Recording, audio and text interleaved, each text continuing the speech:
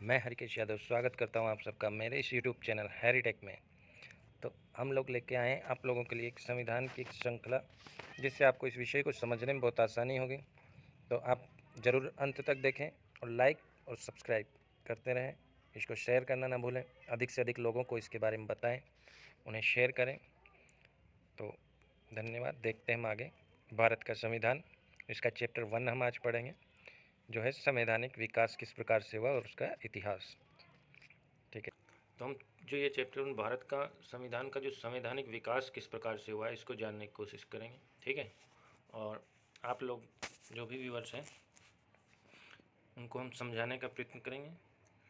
तो संवैधानिक विकास की जब बात आती है तो हम देखते हैं जो कॉन्स्टिट्यूशन वर्ड है, पहले हम इस कॉन्स्टिट्यूशन वर्ड को समझने की कोशिश करते हैं। जो कॉन्स्टिट्यूशन वर्ड है ये एक लैटिन वर्ड है। लैटिन वर्ड है जिसका अर्थ होता है महत्वपूर्ण विधि, ऐसी विधि जो महत्वपूर्ण है। अर्थात अगर इसकी परिभाषा देखी जाए संविधान की, तो संविधान जो लिखित और अलिखित नियमों का संग्रह होता है, जिन नियमों के आधार पर देश का शासन चलाया जाता है। ठीक है, आप देखिए पहला लिखित संविधान जो विश्व का है वो अमेरिकी संविधान है। उसके बाद हम देखते हैं दिनांक जो है 31 दिसंबर 1600 ईस्वी। अब ये दिनांक कितनी खास क्यों है? क्योंकि यही वो दिनांक है जिस दिन पहली बार जो ईस्ट इंडिया कंपनी है, अर्थात जो ईस्ट इंडिया कंपनी है, आप देखें ईस्ट इंडिया कंपनी को पहली बार भारत में व्यापार करने के लिए जो ब्रिटेन की महारानी है, महारानी एलिजाबेथ प्रथम, उनके द्वारा चार्टर एक्ट द्वारा परमिशन प्राप्त हुई। तो आप देख लीजिए 31 दिसंबर 1600 ईस्वी। इसके बाद से अंग्रेज जो कि कंपनी का विकास और संविधान में योगदान हम देखते हैं, तो ईस्ट इंडिया जो कंपनी थी वो 1600 से लेकर 1857 की क्रांति तक भारत में रही। तो इसमें जो पहला एक्ट जो हम महत्वपूर्ण एक्ट जो पढ़ते हैं वो 1773 का एक्ट। उससे पहले भी कंपनी के जो अधिकार या कानूनी रूप से वैधानिक रूप से जो उन्हें मान्यता मिली थी, उसका जो टेन्योर था, कार्यकाल बढ़ता गया। 1773 में आके पहली बार ब्रिटिश शासन ने कंपनी को रेगुलेट करने के लिए कानून लाया, जिसे हम 1773 का रेगुलेटिंग एक्ट बोलते हैं। क्योंकि उस समय तक कंपनी की माली हालत ख़राब थी, तो कंपनी ब्रिटेन से लोन लेना चाहती थी, ब्रिटिश सरकार से कुछ सहायता प्राप्त करना चाहती थी आर्थिक रूप से। इसका फ़ायदा उठाकर ब्रिटिश शासन ने, ब्रिटिश सरकार ने कंपनी को रेगुलेट कंट्रोल करने के लिए रेगुलेटिंग एक्ट पारित किया। तो ये पहला रेगुलेटिंग एक्ट था। इससे पहले के जो कानून थे नॉर्मल थे, कंपनी को शासन व्यापार करने के लिए मिले हुए थे, शासन करने के लिए नहीं, व्यापारिक अधिकार थे। अब जब 1773 का एक्ट आया तो 1773 का ये पहला एक्ट था जिसमें नियमित और नियंत्रित किया गया। उसमें पहली बार केंद्रीय प्रशासन की नींव रखी गई। अब केंद्रीय प्रशासन की नींव कैसे रखी गई, तो हम देखते हैं कि जो गवर्नर जनरल, जो गवर्नर था, अभी तक गवर्नर थे, बंगाल का प्रेसिडेंसी का अलग गवर्नर था, बम्बई प्रेसिडेंसी का अलग गवर्नर था, मद्रास प्रेसिडेंसी का अलग गवर्नर था। 3 मुख्य प्रेसिडेंसीज थी। तो जो बंगाल प्रेसिडेंसी थी, तो बंगाल प्रेसिडेंसी का जो गवर्नर था उसको गवर्नर जनरल बना दिया गया। और इस गवर्नर जनरल के अधीन हम देखते हैं अपने मुंबई और मद्रास के गवर्नर जनरल को इसके अधीन कर दिया गया, बंगाल के गवर्नर के, जिसे गवर्नर जनरल बना दिया गया। अब देखिए जो पहला गवर्नर जनरल था वो कौन बना, तो first governor general Lord Warren Hastings बने। प्रशासनिक व राजनीतिक कार्यों को भी मान्यता मिल गई। अर्थात अभी तक कंपनी केवल व्यापारिक कार्य करती थी, लेकिन अब कंपनी का प्रभुत्व जब भारत में स्थापित होने लगा, कंपनी को प्रशासनिक व राजनीतिक कार्यों को भी मान्यता ब्रिटिश सरकार ने दे दी। अब देखिए जो 1773 का रेगुलेटिंग एक्ट है उसमें एक और महत्वपूर्ण बात हम करते हैं, तो ब्रिटिश गवर्नमेंट ने बोर्ड ऑफ डायरेक्टर्स का गठन किया। ये बोर्ड ऑफ डायरेक्टर्स के माध्यम से ब्रिटिश सरकार कंपनी पर अपना नियंत्रण स्थापित करती। तो ये बोर्ड ऑफ डायरेक्टर्स का गठन किया गया। और जो गवर्नर जनरल है उसकी सहायता के लिए 4 सदस्यों वाली एक परिषद का गठन भी किया गया, जिसे हम गवर्नर जनरल की परिषद बोलते हैं। और साथ ही में फोर्ट विलियम कलकत्ता में ये 1774 में एक अपेक्ष न्यायालय, जिसे हम उच्चतम न्यायालय बोल सकते हैं, क्योंकि उस समय जो 3 प्रेसिडेंसियाँ मुख्य थी, बंगाल, मुंबई और मद्रास, इनके लिए अपेक्ष न्यायालय, उच्चतम न्यायालय की स्थापना हुई। लेकिन ध्यान रहे कि ये वर्तमान उच्चतम न्यायालय नहीं है। वर्तमान उच्चतम न्यायालय के लिए प्रावधान 1935 के अधिनियम में किया गया था, जो आगे जाकर सर्वोच्च न्यायालय बना वर्तमान का। और ये जो अपेक्ष न्यायालय है, जिसे हम उच्चतम न्यायालय बोल रहे हैं, इसके मुख्य न्यायाधीश एलिजा शाह MP बने। यदि आपसे ऑब्जेक्टिव में प्रश्न पूछता है कि वर्तमान में सर्वोच्च न्यायालय की स्थापना किस एक्ट द्वारा हुई है, तो 1935 का आएगा। तो आप इसे 1773 का एक्ट न लगाएं, क्योंकि ये नहीं है। अब हम आगे देखते हैं कि जो इसके बाद 1773 के बाद 1784 का पिट्स इंडिया अधिनियम या पिट्स इंडिया एक्ट। तो ये पिट्स द यंगर, जो कि तत्कालीन ब्रिटिश PM थे, उनके नाम पर इसका नाम पिट्स इंडिया अधिनियम रखा गया और रेगुलेटिंग एक्ट की कमियों को दूर करने के लिए लाया गया था। अब हम देखते हैं कंपनी के जो अधीन जो क्षेत्र थे, जिन पर कंपनी का आधिपत्य था, पहली बार जो कंपनी के अधीन क्षेत्र थे, हम देखिए कंपनी के जो अधीन क्षेत्र थे, पहली बार उन्हें ब्रिटिश आधिपत्य का क्षेत्र कहा गया। और भारत से संबंधित जितने मामले थे उन्हें सीधे ब्रिटिश सरकार के नियंत्रण में लाया गया, जबकि इससे पहले ऐसा नहीं था। और जो वाणिज्यिक कार्यकर्ता, जो राजनीतिक और प्रशासनिक कार्यों को जो मान्यता दी गई थी, तो अब ब्रिटिश गवर्नमेंट ने बोर्ड ऑफ कंट्रोल की स्थापना की, जो कि राजनीतिक कार्यों के संचालन का कार्य करता था। इसके बाद देखिए कि अब 1781 का एक्ट आया, अमेंडमेंट एक्ट। तो ये छोटे छोटे एक्ट थे, लेकिन ये अमेंडमेंट के लिए थे। इसमें जो अंग्रेज अधिकारी थे या कर्मचारी थे, उन्हें सर्वोच्च न्यायालय के क्षेत्राधिकार से बाहर निकला, अर्थात वो अपने कार्यों के लिए उत्तरदायी नहीं थे, वो उन्हें चैलेंज नहीं किया जा सकता था। 1786 का एक्ट आया, जिसमें लॉर्ड कॉर्नवालिस गवर्नर जनरल बनाए गए। लॉर्ड कॉर्नवालिस उस समय अमेरिकी आंदोलन के बाद जब भारत आए, तब अमेरिका में उनके पास कमांडर इन चीफ का पद नहीं था, और न ही भारत में उस समय तक कमांडर इन चीफ का पद गवर्नर जनरल में नहीं था। अतः गवर्नर जनरल और कमांडर इन चीफ में हमेशा तनातनी की बात होती थी। तो गवर्नर जनरल का पद जो था, वो कॉर्नवालिस गवर्नर जनरल का पद तब लेने को राजी हुआ जब उसने ये शर्त रखी कि वो कमांडर इन चीफ का जो पद है वो भी उसी के पास रहेगा।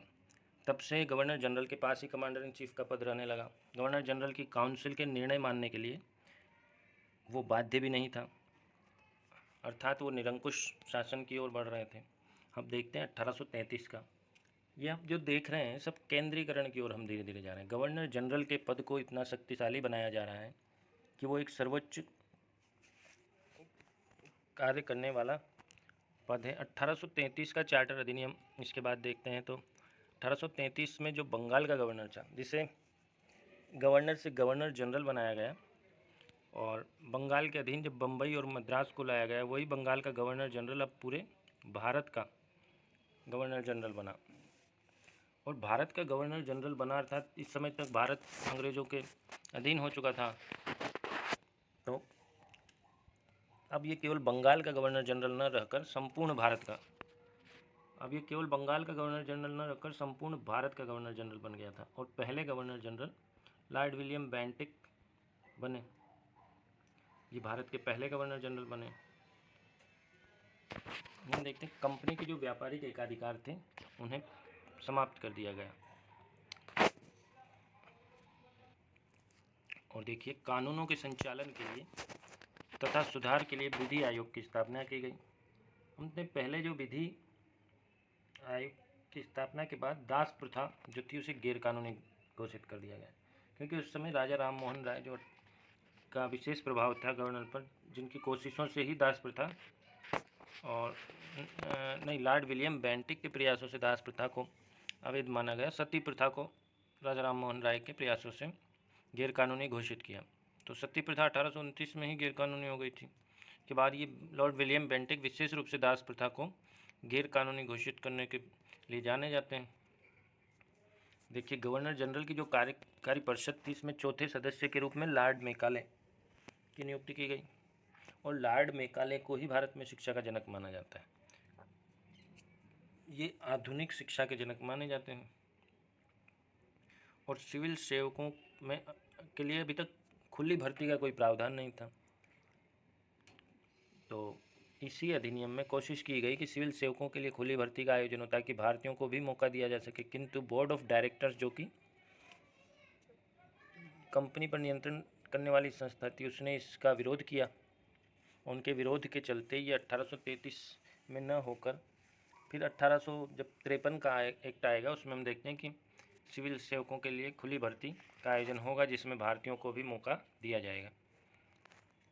हम देखते हैं 1853 के चार्टर अधिनियम में।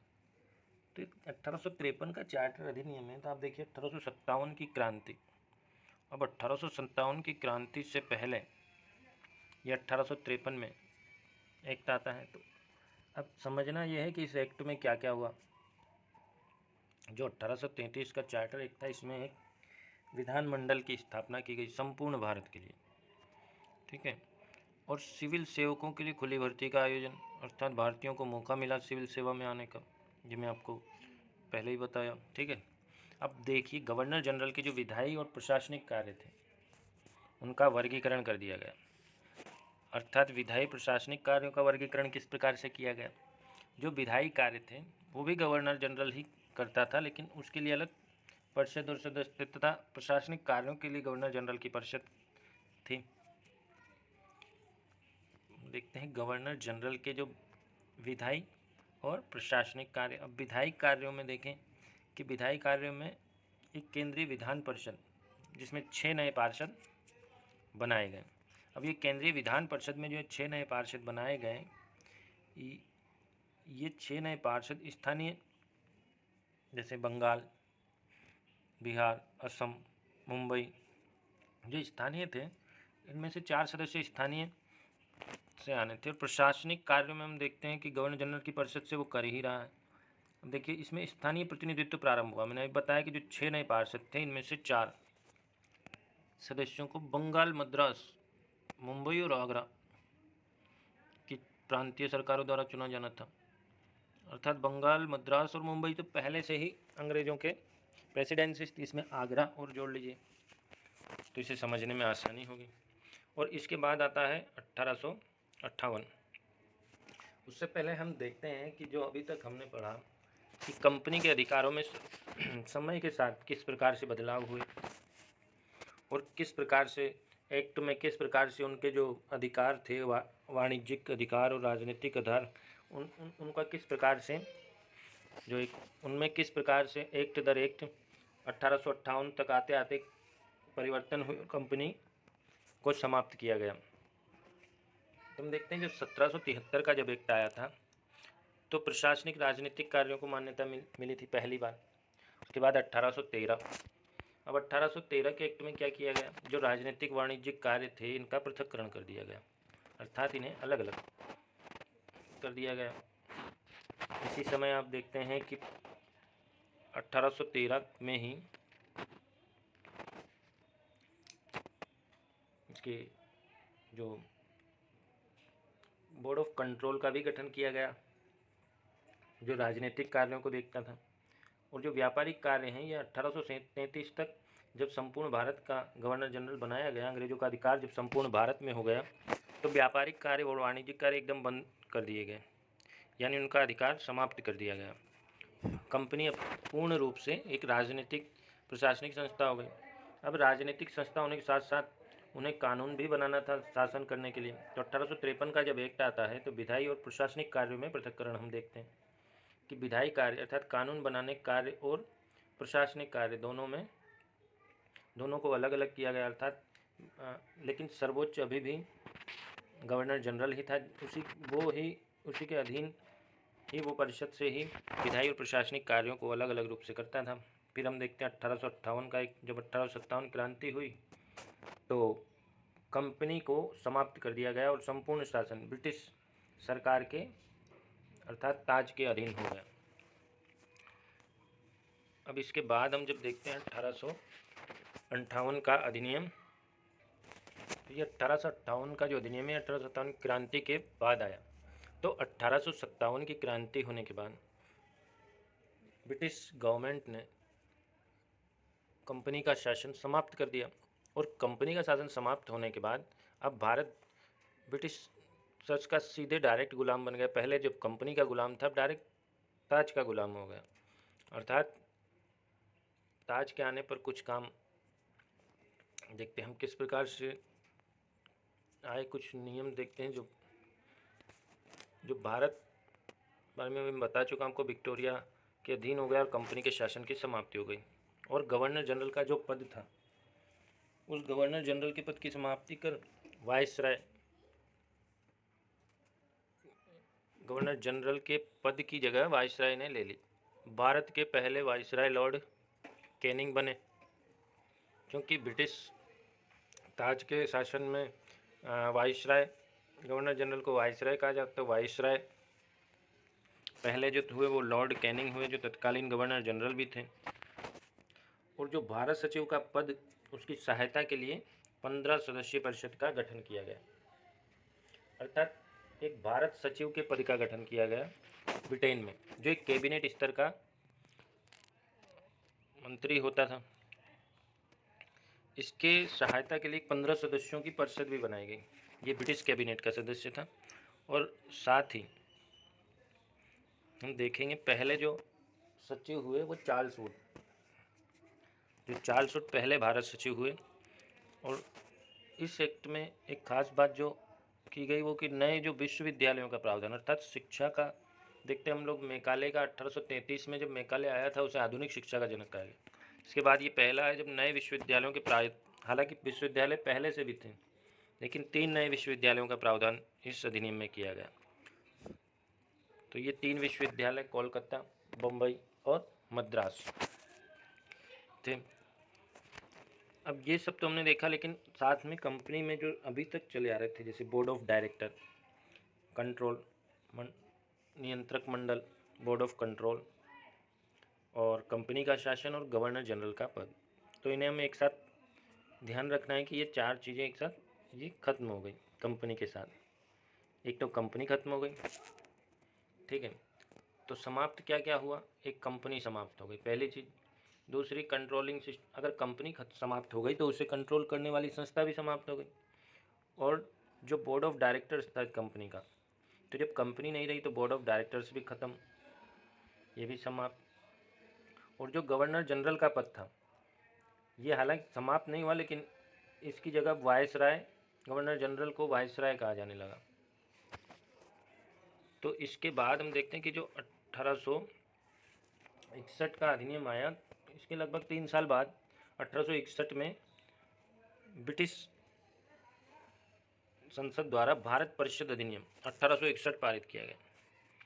तो इसकी कुछ खास बातें देखें तो पोर्टफोलियो व्यवस्था, अर्थात विभागीय प्रणाली, जिसे आज हम मंत्रिमंडलीय व्यवस्था, इसकी व्यवस्था की गई, इसको कानूनी मान्यता मिली। और जो मंत्रिमंडलीय व्यवस्था है, इसके हम जनक देखेंगे, लॉर्ड कैनिंग थे, ठीक है। और गवर्नर जनरल या जो वायसराय थे, इसको दो प्रकार की शक्तियां भी मिल गई। एक, अध्यादेश जारी करने का अधिकार, अर्थात अब गवर्नर जनरल अध्यादेश जारी कर सकता था। आज भी जिस प्रकार से राष्ट्रपति अनुच्छेद 123 के अधीन देखते हैं हम अध्यादेश जारी करने की शक्ति है, और राज्यों में राज्यपाल को अनुच्छेद 213 के अधीन शक्ति प्राप्त है। और एक जो शक्ति मिली गवर्नर जनरल को, वो थी, इसे वीटो का अधिकार प्राप्त हुआ। अर्थात हम देखते हैं तो गवर्नर जनरल को पहले ही अधिकार था कॉर्नवालिस के समय कि वो अपनी परिषद की बातों को मानने के लिए बाध्य नहीं था, लेकिन अब उसे विधेयक पर, अर्थात जो विधायी कार्य थे उन पर भी वीटो मिल गया। वो अपनी परिषद के साथ साथ जो विधायी कार्य, अर्थात किसी भी कानून को मान्यता देने के लिए स्वतंत्र था। और केंद्र तथा प्रांतों में विधान परिषद की स्थापना की गई। पहली बार प्रतिनिधि संस्थाओं की संस्थाएं लाई गई, वो भी भारत में विधि निर्माण में शामिल करने की शुरुआत की गई। और इस जो 1861 का अधिनियम है, इसमें एक खास बात की उच्च न्यायालयों की स्थापना का प्रावधान भी किया गया। अब देखते हैं, जब सर्वोच्च न्यायालय अपेक्स न्यायालय आया था 1773 में, जिसके पहले जो जज थे वो एलिजा शाह MP बने थे। अब जो उच्च न्यायालयों का स्थापना है ये हम देखते हैं 1861 में आकर हुई। इससे पीछे हम 1858 का जब एक पढ़ रहे थे तो 1858 में शिक्षा के लिए 3 विश्वविद्यालयों की स्थापना हुई। अब उन्हीं शहरों में उच्च न्यायालयों की स्थापना का भी प्रावधान किया गया, जो कलकत्ता, मुंबई और मद्रास आज का चेन्नई। इसके बाद 1861 के बाद भारत परिषद अधिनियम 1892 इसी दिशा में आगे कदम है। अब 1892 में जो पहली बार निर्वाचन पद्धति की शुरुआत हुई, किंतु यह निर्वाचन प्रत्यक्ष निर्वाचन नहीं था, ये एक परोक्ष निर्वाचन पद्धति थी। अर्थात इसे एक इस दिशा में एक प्रयास था। तो जो ये निर्वाचन पद्धति को हम देखें तो जब तत्कालीन जो केंद्रीय विधानमंडल थी उसमें 5 गैर सरकारी सदस्यों की नियुक्ति जो स्थानीय प्रांतीय विधानमंडल सदस्य थे उनके द्वारा करनी थी। तब आप देखिए, ये जो केंद्रीय विधानमंडल है इसमें प्रांतीय विधानमंडल के सदस्य गैर सरकारी सदस्यों को निर्वाचित करके भेज रहे हैं, अर्थात प्रत्यक्ष निर्वाचन का कोई प्रावधान नहीं था। हालांकि निर्वाचन पद्धति की शुरुआत पहली बार यहाँ से मानी जाती है 1892 से। यदि प्रश्न पूछा जाए कि निर्वाचन पद्धति की शुरुआत कहाँ से हुई तो 1892 से। सीमित मात्रा में प्रश्न पूछने के अधिकार मिल गए, बजट पर विचार विमर्श के अधिकार मिल गए और संसदीय शासन परोक्ष रूप से प्रारंभ हो गया और प्रतिनिधि शासन की नींव रखी गई।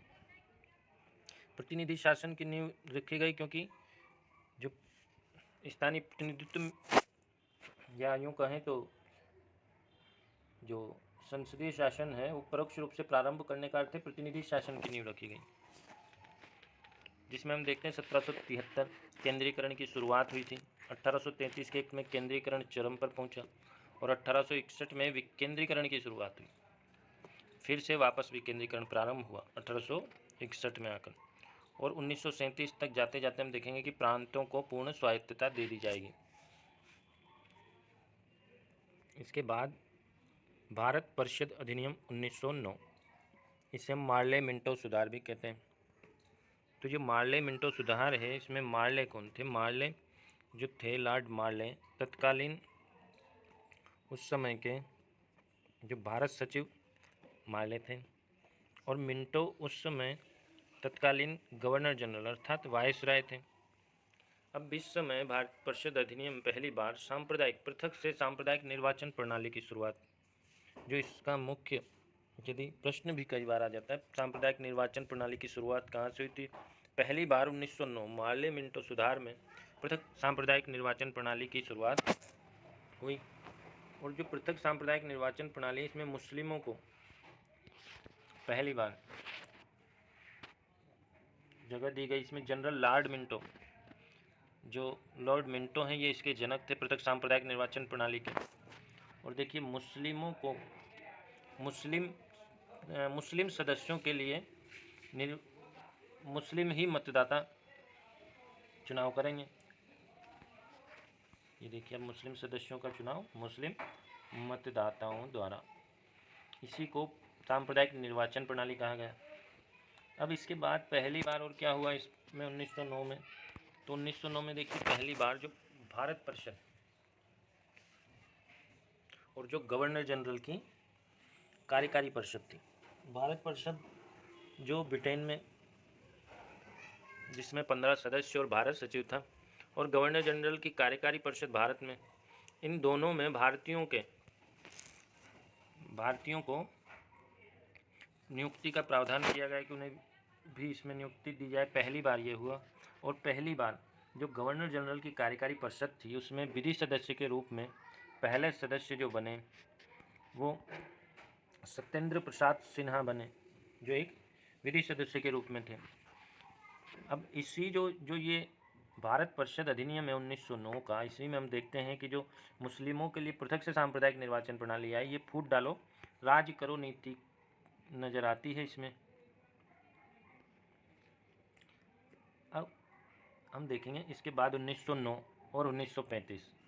तो जब 1909 में ये फूट डालो राज करो नीति के तहत इन्होंने जो पृथक सांप्रदायिक निर्वाचन प्रणाली शुरू की मुस्लिमों के लिए, इसको ये बढ़ाकर सिखों, यूरोपियों, आंग्ल भारतीयों, ईसाइयों के लिए 1919 में, और 1935 में भी इसको और विस्तार देकर महिलाओं, दलितों के लिए भी इसे बढ़ा दिया जाएगा। अर्थात यहाँ से सांप्रदायिक निर्वाचन प्रणाली की शुरुआत मानी जाती है।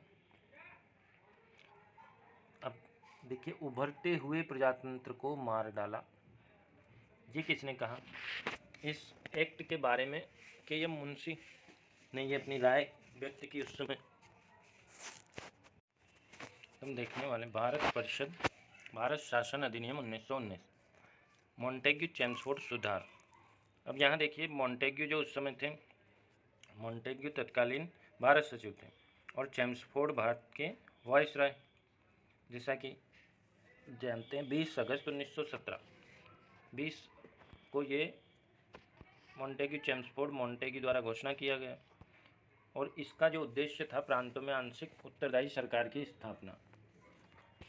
अर्थात 1935 में पूर्ण रूप से उत्तरदायी सरकार की स्थापना प्रांतों में हो जाती है, और इस अधिनियम का जो उद्देश्य था वो आंशिक उत्तरदायी सरकार की स्थापना था। तो इसमें जो पहला महत्वपूर्ण कार्य किया गया कि प्रांतों में द्वैत शासन वो आंशिक उत्तरदायी शासन। अब द्वैत शासन से आप क्या समझते हैं? तो द्वैत शासन का अर्थ है जो प्रांतीय विषय है, जो गवर्नर जनरल के अधीन है, तो इसमें आरक्षित और हस्तांतरित विषय, दो प्रकार के विषय। तो आरक्षित विषय वो विषय जिनका कि संचालन गवर्नर जनरल अपनी परिषद के माध्यम से करेगा, और हस्तांतरित विषय जिनका कि गवर्नर जनरल संचालन अपने मंत्रियों के सहायता से करेगा। अब देखिए, केंद्र में द्विसदनीय व्यवस्था शुरू की गई, अर्थात जिस प्रकार से वर्तमान में राज्यसभा और लोकसभा अर्थात दो सदनों की व्यवस्था की गई। तो जो केंद्रीय विधानमंडल है उसके दो सदन, विधानसभा और राज्य परिषद। तो विधानसभा हो गई वर्तमान की लोकसभा, और राज्य परिषद हो गई वर्तमान की राज्यसभा, ठीक है। जबकि विधानसभा वर्तमान में देखा जाए तो राज्यों में होती है, जो मिलता जुलता शब्द है, लेकिन उस समय तत्कालीन जो विधानसभा थी वो विधानसभा वर्तमान की लोकसभा के समकक्ष थी, और जो राज्य परिषद थी वर्तमान वो राज्यसभा के समकक्ष थी। अब इसी में देखिए, जो प्रत्यक्ष निर्वाचन 1919 में मिला, जो प्रत्यक्ष निर्वाचन था वो शिक्षा व संपत्ति के आधार पर दिया गया, अर्थात संपत्ति जो 10,000 रुपये से अधिक वार्षिक आय वाले थे उन्हें ही निर्वाचन का अधिकार था, और शिक्षा का अधिकार भी दिया गया। इस अधिनियम में एक खास बात जो है कि पहली बार महिलाओं को मत का अधिकार प्राप्त हुआ, और 1935 में जाकर देखेंगे हम कि महिलाओं को सांप्रदायिक निर्वाचन प्रणाली में भी शामिल कर लिया जाता है। तो इसके बाद जो देखते हैं हम कि सांप्रदायिक निर्वाचन प्रणाली का विस्तार इस अधिनियम में किस प्रकार से हो 1919 में। अब 1909 के अधिनियम में हमने देखा था कि सांप्रदायिक निर्वाचन प्रणाली केवल मुस्लिमों के लिए थी। इस एक्ट के द्वारा उसमें बढ़ाकर सिख, भारतीय, ईसाई, आंग्ल भारतीय और यूरोपीय। अब सिख, भारतीय, ईसाई और आंग्ल भारतीय वो जो पिता पक्ष से अंग्रेज थे और माता पक्ष से जिनके माता भारतीय थी वो आंग्ल भारतीय और यूरोपीय, इन्हें भी सांप्रदायिक निर्वाचन प्रणाली में शामिल किया गया, और केंद्रीय बजट से राज्य के बजट को अलग कर दिया गया। अर्थात प्रांतों को अपना बजट अब अलग से पेश करना होता था। जो लंदन में भारतीय उच्चायुक्त की स्थापना और एक खास चीज़ की जो केंद्रीय लोक सेवा आयोग का प्रावधान किया गया, और 1935 में यही केंद्रीय लोक सेवा आयोग 1935 में जाकर यही केंद्रीय लोक सेवा आयोग संघीय लोक सेवा आयोग, जब 1935 में हम देखेंगे भारत को एक संघ बनाया जाएगा, भारत संघ नाम दिया जाएगा, तो उसमें ये जो केंद्रीय लोक सेवा आयोग है इसे संघीय लोक सेवा आयोग बनाया जाएगा। और अभी तक प्रांतों में कोई लोक सेवा आयोग नहीं है। तो जो 1935 का जब अधिनियम आएगा इसके बाद तो उसमें जो प्रांतों में भी लोक सेवा आयोग का प्रावधान किया जाएगा। तो हम यही समझते हैं कि जो पहली बार केंद्रीय लोक सेवा आयोग का प्रावधान किया गया वो 1919 में किया गया। उच्चायुक्त की स्थापना 1919 में की गई और राज्यों का बजट अलग भी 1919 में किया गया। ठीक है। अब जो केंद्रीय लोक सेवा आयोग था, इसका प्रावधान होने के बाद 1926 में ली कमीशन, ये कई बार प्रश्न पूछा जा चुका है, तो ये ली कमीशन की सिफारिश पर केंद्रीय लोक सेवा आयोग की स्थापना की गई 1926 में। और एक प्रावधान और किया गया कि 10 वर्ष बाद एक रॉयल कमीशन की स्थापना का प्रावधान किया गया। इस रॉयल कमीशन के प्रावधान के तहत ही नवंबर 1927 में सर जॉन साइमन की अध्यक्षता में 7 सदस्यीय साइमन कमीशन का गठन किया, जो 1928 में भारत आया, था। ठीक है। तो ये जो साइमन कमीशन था, ये इन कानूनों की जांच के लिए आएगा, जिसका बहुत विरोध हुआ था, क्योंकि इसमें सभी सदस्य अंग्रेज थे, जो कि भारत पर बनाए जाने वाले कानूनों की जांच करने के लिए आ रहे थे। इसलिए भारतीय उसका विरोध कर रहे थे कि उनमें एक भी भारतीय शामिल नहीं था। अब देखिए, केंद्रीय और प्रांतीय विषयों को 2 भागों में बांटने की कोशिश यहाँ पर की जाती है, लेकिन 1935 में जाकर हम देखेंगे कि जो विषय हैं केंद्र और राज्य के बीच में, जो वर्तमान में है, उस तरह से 1935 में बांटे गए थे। तो हम आगे देखेंगे। अब देखिए, इस बजट के बारे में किसने क्या कहा वो भी हम देख लेते हैं कि इसे निराशाजनक तथा असंतोषप्रद किसने कहा। तो इसे निराशाजनक और असंतोषप्रद कांग्रेस ने कहा, जो कि भारतीय राष्ट्रीय कांग्रेस। और देखते हैं कि एक बिना सूरज का सवेरा किसने कहा, तो वो बाल गंगाधर तिलक थे। ये हमारा हो गया 1919 का एक। देखिए, जो 1935 का भारत शासन अधिनियम है बहुत महत्वपूर्ण है, क्योंकि सबसे विशाल जो अब तक का अधिनियम है वो भारत शासन अधिनियम 1935 का, जिसमें 14 भाग थे, 321 धाराएं थीं और 10 अनुसूचियां थीं। देखिए, 14 भाग, 321 धाराएं और 10 अनुसूचियां, और ये पूर्ण उत्तरदायी शासन और सबसे बड़ा। ठीक है। इसमें क्या परिकल्पना की गई? पहली बार जो भारत था उसे अखिल भारतीय संघ अर्थात संघात्मक व्यवस्था की कोशिश की गई कि जो ब्रिटिश प्रांत थे और जो देसी रियासतें, उन्हें स्वेच्छा से इसमें शामिल होना, ब्रिटिश प्रांतों को शामिल किया गया, और जो देसी रियासतें थी उन्हें अपनी स्वेच्छा से इसमें शामिल होना था। तुम देखेंगे, ब्रिटिश प्रांत और देसी रियासतें स्वेच्छा से इसमें शामिल हो सकते थे। केंद्र व राज्यों के मध्य विषयों का बंटवारा किया गया, और ये विषय कौन कौन से थे? तो इसमें संघ सूची, राज्य सूची और समवर्ती सूची। तो जो संघ सूची थी उसमें हम देखते हैं 59 विषय लिए गए और राज्य सूची में 54 विषय। इसी प्रकार समवर्ती सूची में 36 विषय लिए गए। तो जो संघ सूची थी वो विषय संघ से संबंध रखते थे, उन पर कानून बनाने का अधिकार संघ को था। राज्य सूची के 54 विषय प्रांतों अर्थात राज्यों से संबद्ध थे, और समवर्ती सूची जिन पर दोनों कानून बना सकते थे। अवशिष्ट शक्तियाँ वो शक्तियाँ जिनका बंटवारा नहीं किया गया था या जो डिफाइन नहीं थी, वो सभी गवर्नर जनरल के पास थी। ठीक है। तो ये वर्तमान में केंद्र के पास है।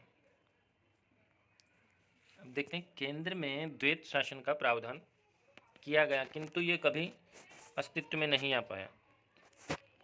द्वैत शासन का अर्थ था प्रांतों में जो थे, द्वैत शासन जब प्रांतों में हुआ था, हम पढ़ते हैं 1919 में जब प्रांतों में द्वैत शासन था उसको समाप्त कर दिया गया इसमें, और इसे केंद्र में लाया गया, लेकिन केंद्र में ये कभी अस्तित्व में नहीं आया, और प्रांतों में पूर्ण रूप से उत्तरदायी सरकार आ गई। अर्थात वहाँ जो था प्रांतों का प्रतिनिधित्व वो स्थानीय प्रतिनिधित्व दे दिया गया, उन्हें स्वायत्तता प्रदान कर दी गई, और 11 में से 6 प्रांतों में द्विसदनीय व्यवस्था कर दी गई। जो पिछले अधिनियम में हम देखते हैं कि केंद्र में 2 सदन बनाए गए थे, विधानमंडल और राज्य परिषद, उसी प्रकार से 11 में से 6 प्रांतों में द्विसदनीय व्यवस्था की गई। ये प्रांत थे बंगाल, बम्बई, मद्रास, बिहार, संयुक्त प्रांत और असम।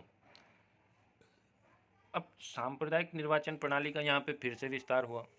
इस बार महिलाओं को, दलितों को, मजदूरों को इसमें शामिल किया गया।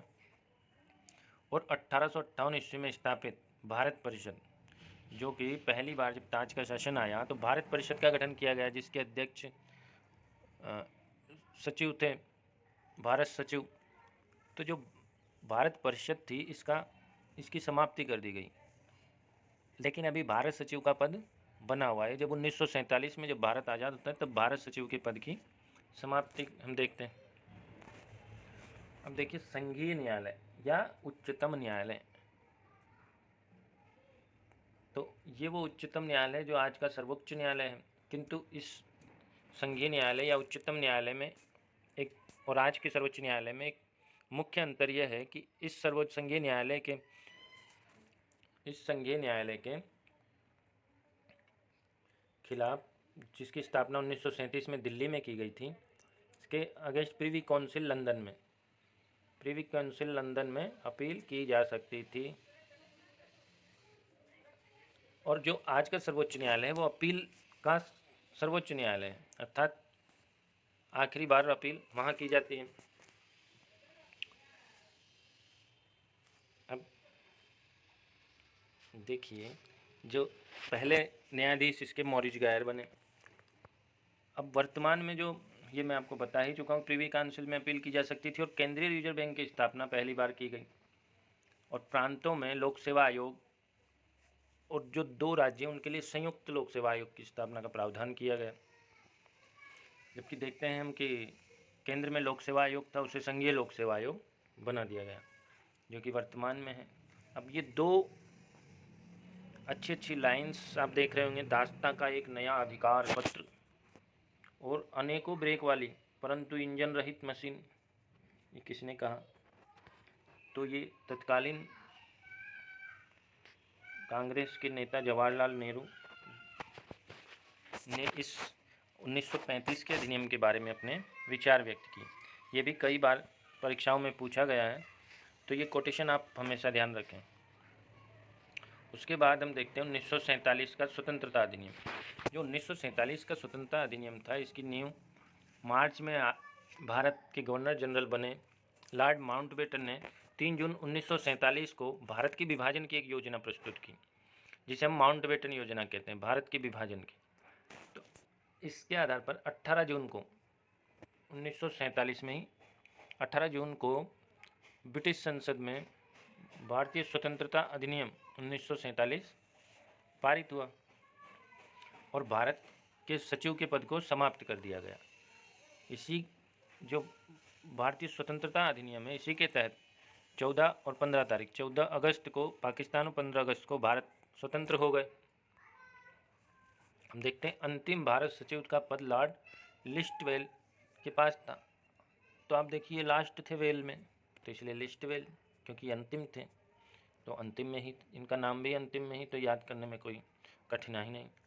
और वायसराय का पद जो था उसे समाप्त कर दिया गया, क्योंकि वायसराय का पद एक ताज के अधीन पद था, वो गवर्नर जनरल का पद रह गया। जो गवर्नर जनरल आज़ाद भारत के थे वो पहले गवर्नर जनरल लॉर्ड माउंटबेटन बने।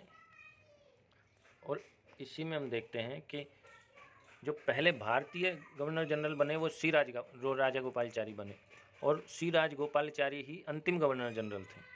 तो ये चीज़ आप समझ लें कि सी राजगोपालाचारी प्रथम भारतीय गवर्नर जनरल होने के साथ साथ अंतिम गवर्नर जनरल भी थे, और प्रथम गवर्नर जनरल स्वतंत्र भारत के लॉर्ड माउंटबेटन ही बने हैं। ठीक है, तो ये जो गवर्नर जनरल का पद है, जब हमारा संविधान बनने के बाद जो राष्ट्रपति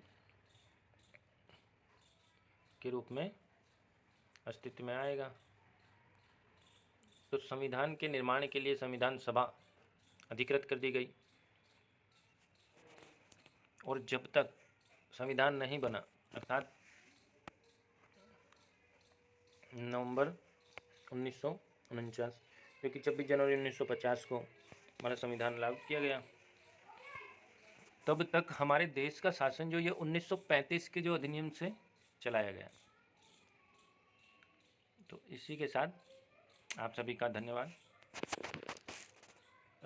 यदि आपको ये समझ आए तो ज़रूर लाइक और सब्सक्राइब कर दें। धन्यवाद।